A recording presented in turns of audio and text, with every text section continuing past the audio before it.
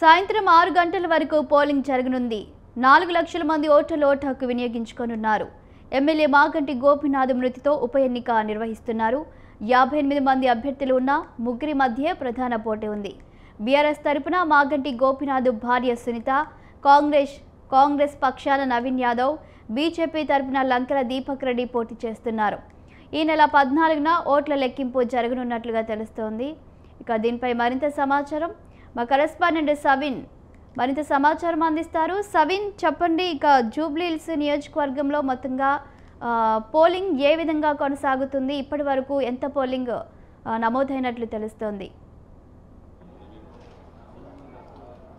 జూబ్లీహిల్స్ ఉప ఎన్నికల పోలింగ్ ఉదయం 6 గంటల నుంచి ప్రారంభమైంది. సాయంత్రం 6 గంటల వరకు పోలింగ్ జరగబోతోంది. ఉదయం 7 గంటల నుంచి సాయంత్రం 6 గంటల వరకు జూబ్లీహిల్స్ ఉప ఎన్నికల పోలింగ్ జరగబోతోంది. ఇప్పటి వరకు 9 గంటల లోపు 9.6% పోలింగ్ నమోదైంది. ప్రధానంగా మనం యూసఫ్గూడలోని వెంకటగిరి నాసర్ స్కూల్ వద్ద ఉన్నాం. ప్రధానంగా ఈ నాసర్ స్కూల్ వద్ద మీడియా కవరేజ్ చేస్తున్నటువంటి పోలింగ్ సరళిని కవరేజ్ చేస్తున్నటువంటి మీడియాను పోలీసులు అడ్డుకుంటున్నారు. ముఖ్యంగా పోలింగ్ కేంద్రం లోపలికి వెళ్లకుండా పోలీసులు అడ్డుకునే ప్రయత్నం అయితే చేస్తున్నారు. ముఖ్యంగా ఎన్నికల కమిషన్ మీడియాకు పాసులు ఇచ్చినప్పటికీ పోలీసులు మాత్రం మీడియాను వెళ్లకుండా అడ్డుకునే ప్రయత్నం చేస్తున్నారు. ప్రతి ఎన్నికల్లో, అసెంబ్లీ, పార్లమెంట్ ఎన్నికల్లో మీడియా కవరేజ్ చేస్తుంటుంది, కానీ పోలీసులు మాత్రం మీడియాను అడ్డుకునే ప్రయత్నం అయితే చేస్తున్నారు. రిటర్నింగ్ ఆఫీసర్ మీడియాకు అధికారికంగా పాసులు ఇచ్చినప్పటికీ పోలీసులు అడ్డుకునే ప్రయత్నం చేస్తున్నారు. కాంగ్రెస్ అభ్యర్థి నవీన్ యాదవ్ ఇదే వెంకటగిరిలో ఉన్నటువంటి నాసర్ స్కూల్ వద్ద ఓటు హక్కును వినియోగించుకోబోతున్నారు. ప్రస్తుతం కాంగ్రెస్ అభ్యర్థి పోలింగ్ కేంద్రానికి వచ్చారు. ముఖ్యంగా జూబ్లీహిల్స్ ఉప ఎన్నికల్లో ఇప్పటి వరకు పోలింగ్ శాతం చాలా తక్కువగా నమోదైంది. 2014లోనే అత్యధికంగా 50.15% నమోదైంది. ఇప్పటి వరకు పోలింగ్ శాతం అతి తక్కువగా నమోదైంది. ఈసారి ఉప ఎన్నికలు కాబట్టి మనం లైవ్ లో చూస్తున్నాం. కాంగ్రెస్ తరఫున పోటీ చేస్తున్నటువంటి నవీన్ యాదవ్ తన కుటుంబంతో కలిసి ఓటు హక్కును వినియోగించుకునేందుకు వచ్చారు. ప్రధానంగా ఈ ఉప ఎన్నికలు అత్యంత ప్రతిష్టాత్మకంగా మారాయి. దాదాపు 4 లక్షలకు పైగా ఓట్లు ఉన్నాయి. 403 పోలింగ్ బూత్లు ఏర్పాటు చేసి జూబ్లీహిల్స్ ఉప ఎన్నికను కేంద్ర ఎన్నికల సంఘం నిర్వహిస్తోంది. అందులో భాగంగానే ఈరోజు ఉదయమే బీఆర్ఎస్ అభ్యర్థి మాగంటి సునీత ఓటు వేయగా ఇప్పుడు కాంగ్రెస్ అభ్యర్థి నవీన్ యాదవ్ తన కుటుంబ సభ్యులతో కలిసి ఓటు హక్కును వినియోగించుకుంటున్నారు. ప్రస్తుతం పోలింగ్ కేంద్రం లోపలికి తన కుటుంబ సభ్యులతో కలిసి నవీన్ యాదవ్ వెళ్తున్నారు. మొత్తం జూబ్లీహిల్స్ నియోజకవర్గానికి సంబంధించి జూబ్లీహిల్స్ నియోజకవర్గంలో మొత్తం 4,01,365 ఓట్లు ఉంటే పురుషులు 2,08,561 ఓట్లు ఉన్నాయి. మహిళలు 1,92,779 ఓట్లు ఉన్నాయి. ముఖ్యంగా తొలిసారిగా ఓటు హక్కు వినియోగించుకుంటున్న వాళ్ళు కూడా 6,859 మంది ఉన్నారు. కాంగ్రెస్ అభ్యర్థి నవీన్ యాదవ్ తన కుటుంబ సభ్యులు, తన తండ్రి, తల్లితో పాటు తన సతీమణి, కుటుంబ సభ్యులతో కలిసి ఓటు హక్కును వినియోగించుకునేందుకు పోలింగ్ కేంద్రం లోపలికి వెళ్తున్నారు. ప్రధానంగా జూబ్లీహిల్స్ ఉప ఎన్నిక ఈ ఉదయం 7 గంటల నుంచి సాయంత్రం 6 గంటల వరకు జరగబోతోంది. ఈసారి పోలింగ్ శాతం ఎక్కువగా నమోదవుతుంది. 2014, 2018, 2023, అదేవిధంగా 2019, 2024 పార్లమెంటు ఎన్నికల కంటే ఎక్కువ శాతం పోలింగ్ నమోదవుతుందని అధికారులు కూడా అంచనా వేస్తున్నారు. అందుకు తగ్గట్లుగానే ఉదయం 9 గంటల లోపు 9.6% పోలింగ్ శాతం నమోదైంది. అందులో భాగంగానే ఈసారి దాదాపుగా 55 నుంచి 60% పోలింగ్ నమోదవుతుందని అంచనా వేస్తున్నారు. కాబట్టి ఇప్పుడే కొద్దిసేపటి క్రితమే కాంగ్రెస్ అభ్యర్థి నవీన్ యాదవ్ ఓటు హక్కును వినియోగించుకునేందుకు లోపలికి వెళ్లారు. ముఖ్యంగా జూబ్లీహిల్స్ నియోజకవర్గంలో పోలింగ్ కేంద్రాలు మొత్తం 407 పోలింగ్ కేంద్రాలు ఏర్పాటు చేశారు. మొత్తం పోటీలో ఉన్న అభ్యర్థులు 58 మంది పోటీలో ఉంటే నోటాకు కూడా స్థానం ఉంటుంది కాబట్టి 59 మంది పోటీ చేస్తున్నట్లుగా భావించాలి. కేంద్ర ఎన్నికల సంఘం నోటాను తీసుకొచ్చింది కాబట్టి నోటా కూడా ఉంటుంది. అదేవిధంగా మొత్తం పోలింగ్ సిబ్బంది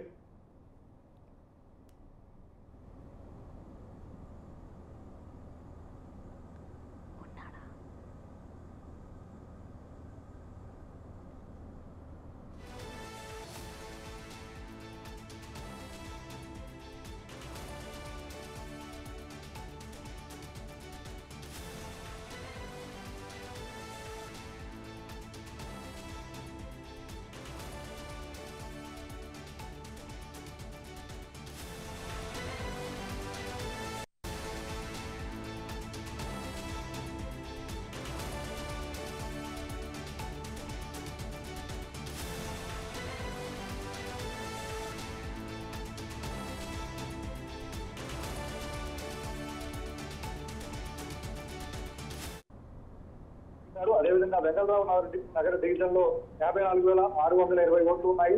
50 పోలింగ్ బూత్లు ఏర్పాటు చేశారు. బోరబండ డివిజన్ లో 52,754 ఓట్లు ఉన్నాయి. 50 పోలింగ్ బూత్లు ఏర్పాటు చేశారు. సోమాజిగూడ డివిజన్ లో 32,300 ఓట్లు ఉన్నాయి.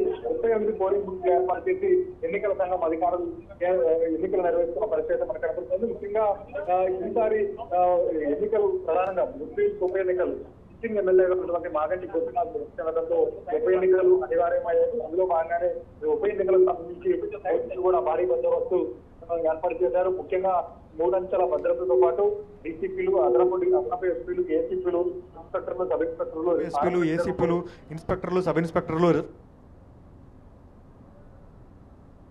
మంది పోలీసు సిబ్బందితో పాటు 73 పార్లమెంటరీ దళాలతో బందోబస్తు ఏర్పాటు చేశారు. ఒకసారి మనం చూస్తున్నాం పోలీస్ జూబ్లీ ఉప ఎన్నికల్లో 9 గంటలకే 9.6% నమోదైందంటే గతం కంటే ఎక్కువగా పోలింగ్ శాతం ఈసారి నమోదయ్యే సూచనలు కనిపిస్తున్నాయి. ఎందుకంటే అన్ని రాజకీయ పార్టీలు కూడా ఉప ఎన్నికల్లో అత్యంత ప్రతిష్టాత్మకంగా ప్రచారం చేశాయి. ఓటర్లు పోలింగ్ కేంద్రాలకు తరలి రావాలని చెప్పారు. అదేవిధంగా ఓటర్లు పోలింగ్ కేంద్రానికి వచ్చే విధంగా చర్యలు తీసుకున్నారు. ఆయా రాజకీయ పార్టీలు పోల్ మేనేజ్మెంట్ లో సక్సెస్ కావాలంటే, విజయవంతం కావాలంటే ఓటర్లు పోలింగ్ బూత్ల వద్దకు వచ్చి ఓటు హక్కు వినియోగించుకోవడం ప్రధానంగా మనం చూస్తూ ఉంటాం. అందులో భాగంగానే ఆ పోల్ మేనేజ్మెంట్ లో భాగంగానే ఓటర్లు పోలింగ్ కేంద్రాల వద్ద తరలి వచ్చి ఓటు హక్కు వినియోగించుకుంటున్నారని మనం భావించవచ్చు. ఇక ఉప ఎన్నిక కాబట్టి స్పెషల్ ఫోకస్ ఉంటుంది. అన్ని రాజకీయ పార్టీలు విస్తరిస్తాయి. ఒకవైపు ఎన్నికల సంఘం కూడా విస్తరిస్తుంది. పోలింగ్ శాతం పెరిగేందుకు అటు ఎన్నికల సంఘం అధికారులు, మీడియా, అదేవిధంగా రాజకీయ పార్టీలు అన్ని వైపులా ప్రయత్నాలు జరుగుతాయి. కాబట్టి ఉప ఎన్నికల్లో పోలింగ్ శాతం పెరగడం అనేది సహజంగా ఉంటూ వస్తుంది. కానీ జూబ్లీహిల్స్ లో 2014లో మాత్రమే 50% పోలింగ్ నమోదైంది. 2014 పార్లమెంట్ ఎన్నికల్లో అయితే దాదాపు 35% మాత్రమే పోలింగ్ నమోదు. 2019 పార్లమెంట్ ఎన్నికల్లో మాత్రం 39% మాత్రమే పోలింగ్ నమోదైన పరిస్థితి కనబడుతుంది. అంటే పోలింగ్ శాతం జూబ్లీహిల్స్ లో ఎంత తక్కువగా నమోదవుతుంది అనేది మాత్రం మనం ఒక అంచనా వేసుకోవచ్చు. మరోవైపు జూబ్లీహిల్స్ నియోజకవర్గం 2019 పార్లమెంట్ ఎన్నికల్లో 39.89% మాత్రమే పోలింగ్ నమోదైంది. 2024 పార్లమెంట్ ఎన్నికల్లో 45% పెరిగింది. ఇక జూబ్లీహిల్స్ నియోజకవర్గానికి సంబంధించి బీఆర్ఎస్ అభ్యర్థి మాగంటి సునీత పోలింగ్ కేంద్రాల వద్దకు వెళ్తుంటే ఎక్కువ మంది వెళ్ళవద్దు, మీరు ఒక్కరే వెళ్ళాలంటూ అక్కడ ఉన్నటువంటి పోలీసులు, ఎన్నికల సిబ్బంది అడ్డుకోవడంతో ఆమె ఎన్నికల అధికారులతో వాగ్వాదానికి దిగారు. తమను అనుమతించాలి, ఖచ్చితంగా పోటీ చేస్తున్న అభ్యర్థికి అనుమతి ఉంటుందంటూ కూడా బీఆర్ఎస్ అభ్యర్థి మాగంటి సునీత అక్కడ ఎన్నికల అధికారులతో వాగ్వాదానికి దిగిన పరిస్థితి మనకు కనపడుతుంది. మరోవైపు జూబ్లీహిల్స్ నియోజకవర్గంలో కాంగ్రెస్ పార్టీ నాయకులు, కార్యకర్తలు టీ-షర్ట్లు ధరించి కాంగ్రెస్ పార్టీ గుర్తులతో పోలింగ్ కేంద్రాల వద్ద ఉన్నారంటూ కూడా బీఆర్ఎస్ పార్టీ అభ్యంతరం వ్యక్తం చేసింది. దాన్ని ఎన్నికల రిటర్నింగ్ అధికారి దృష్టికి తీసుకువెళ్లారు. ఇక పోలింగ్ ఇప్పటివరకైతే జూబ్లీహిల్స్ నియోజకవర్గంలో పోలింగ్ ప్రశాంతంగా కొనసాగుతోంది. ఇలాంటి అవాంఛనీయ సంఘటనలు జరగలేదు. కేవలం చెదురుమదురు ఘటనలు మాత్రం 1-2 చోట్ల అటు కాంగ్రెస్, టీఆర్ఎస్ పార్టీ నేతలు, కార్యకర్తల మధ్య చిన్న చిన్న ఘర్షణలు తప్ప మిగతా అన్ని చోట్ల మొత్తం 407 పోలింగ్ బూత్లు ఏర్పాటు చేశారు. అన్ని పోలింగ్ బూతుల్లో ఉప ఎన్నిక ప్రశాంతంగా కొనసాగుతోందని చెప్పుకోవచ్చు. మొత్తానికైతే జూబ్లీహిల్స్ నియోజకవర్గానికి సంబంధించి 2014 నుంచి ఇప్పటివరకు జరిగిన అన్ని ఎన్నికల కంటే ఈసారి పోలింగ్ శాతం పెరిగే అవకాశం మాత్రం స్పష్టంగా కనిపిస్తోంది. 9 గంటలతో సమయంలో చెప్పే 9.6% పోలింగ్ నమోదైంది కాబట్టి ఈసారి ఖచ్చితంగా పోలింగ్ పెరుగుతుందని మాత్రం ఖచ్చితంగా అంచనా వేస్తున్న పరిస్థితి మనకు కనపడుతుంది. ఇక జూబ్లీహిల్స్ ఉప ఎన్నిక కోసం అన్ని రాజకీయ పార్టీలు హోరాహోరీగా ప్రచారం చేశాయి. అభ్యర్థుల గెలుపు కోసం కృషి చేశాయి. మరోవైపు ఓటర్లకు కూడా పెద్ద ఎత్తున అప్పీల్ చేశారు.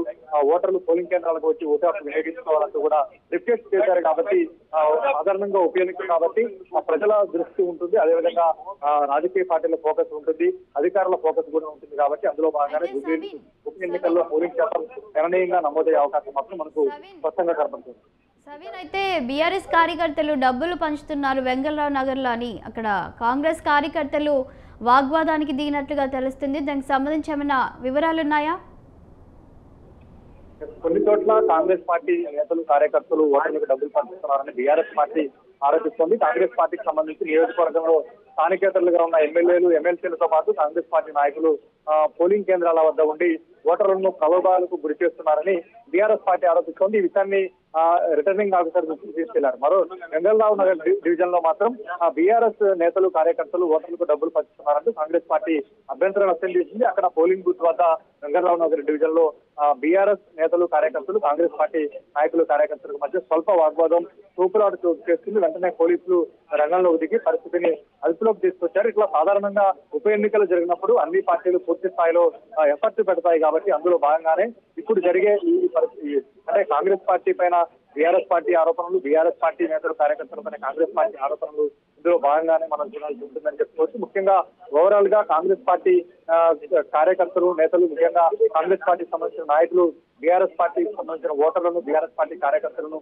బెదిరిస్తున్నారంటూ కూడా బీఆర్ఎస్ పార్టీ ఆరోపణలు చేస్తోంది.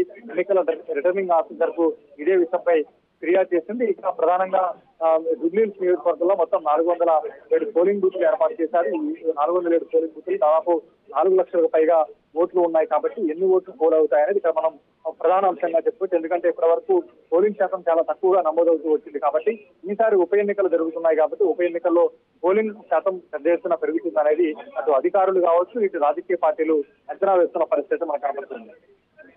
Right, thank you సవిన్.